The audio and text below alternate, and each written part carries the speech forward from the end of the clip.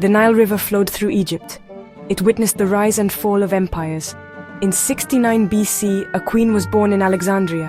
Her name was Cleopatra, Cleopatra VII, Philopator to be exact. She was destined for greatness. From a young age, Cleopatra exhibited a thirst for knowledge. She immersed herself in books and scrolls. She mastered languages. She conversed with scholars and diplomats. She was a quick learner, a keen observer. Power, she realized, resided in knowledge. Cleopatra's family, the Ptolemaic dynasty, was in decline. Internal strife and external threats weakened their grip on power. Yet the young princess possessed a sharp intellect. She understood the intricacies of politics. She yearned to restore Egypt to its former glory. The Nile whispered secrets of power. Cleopatra listened intently.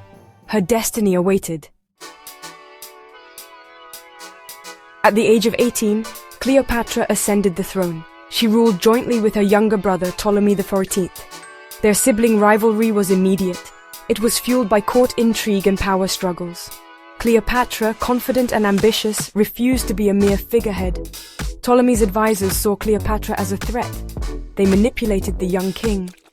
Cleopatra was soon forced from power. Exiled from her own kingdom, she sought refuge in Rome. But Cleopatra was not defeated. She was a survivor. She plotted her return. She knew her time would come. The throne was her birthright. She would reclaim it. Julius Caesar, the legendary Roman general, arrived in Alexandria. He sought to settle the dispute between Cleopatra and Ptolemy. He was drawn to Egypt's wealth and strategic importance. Little did he know he was about to encounter a woman who would change his life. Cleopatra, aware of Caesar's reputation, saw an opportunity. She had to reach him. She needed his support. Legend has it that she had herself smuggled into his presence. Wrapped in a carpet, she was presented to Caesar. Her boldness intrigued him. Her intelligence captivated him. Caesar was smitten. Cleopatra knew how to use her charm. She was a skilled diplomat, fluent in multiple languages. She impressed Caesar with her wit and knowledge. Their connection deepened. It evolved from political alliance to passionate love affair. Caesar, recognizing Cleopatra's strength, backed her claim to the throne. He defeated Ptolemy's forces. Cleopatra was restored to power. Their son, Caesarion, was born. The alliance between Rome and Egypt strengthened, but danger lurked. Roman senators grew wary of Caesar's ambition. They feared Cleopatra's influence. Section 5, Queen of the Nile, securing her power. Cleopatra, now the undisputed ruler of Egypt, proved to be a shrewd and capable queen. She restored Egypt's economy, promoted trade and agriculture, and cultivated relationships with foreign dignitaries. She presented herself as the embodiment of Isis, the divine mother goddess of Egypt. Her intelligence and determination were undeniable. She was a formidable force. She navigated the treacherous waters of Roman politics, secured her position, and ensured her son's future. But fate, as it often does, had other plans. Section 6. The Second Triumvir, enter Mark Antony. Julius Caesar was assassinated on the Ides of March. Rome plunged into chaos. Mark Antony, Caesar's loyal general and close friend, emerged as one of the most powerful men in Rome. Cleopatra, mourning Caesar's loss, knew she had to secure Egypt's future. She set her sights on Antony. She needed a new protector, a new ally. Their first meeting was legendary. Cleopatra, in a grand display of wealth and power, sailed down the river Cydnus. Antony was enthralled. He was captivated by her beauty. He was drawn to her intellect. Their connection was instant. It was electric. Section 7, A Kingdom Divided, Antony and Cleopatra versus Octavian. Antony and Cleopatra formed a powerful alliance. They ruled over vast territories. They shared a deep love.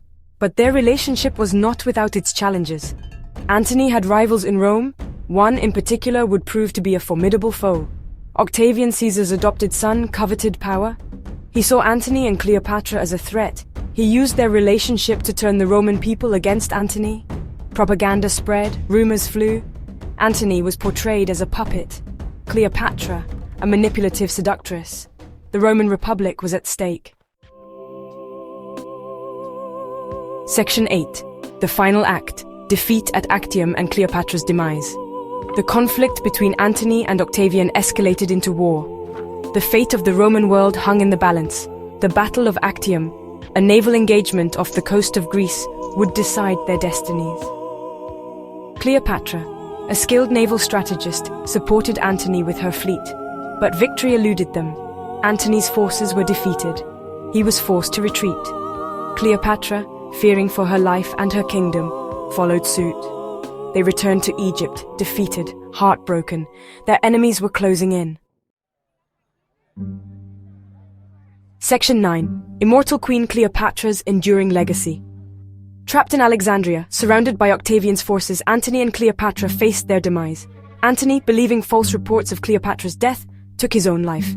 Cleopatra, devastated by Antony's death, refused to be paraded through the streets of Rome as Octavian's captive. She chose her own fate. She allowed herself to be bitten by an asp, a poisonous snake. She died a queen, unconquered. Cleopatra's story is one of ambition, love, and tragedy. She was a woman of extraordinary intelligence, a cunning strategist, a shrewd ruler. She defied expectations. She challenged Roman dominance. Her legacy, though shrouded in controversy, continues to fascinate us. She was the last pharaoh of Egypt, the queen of the Nile. Her legend lives on.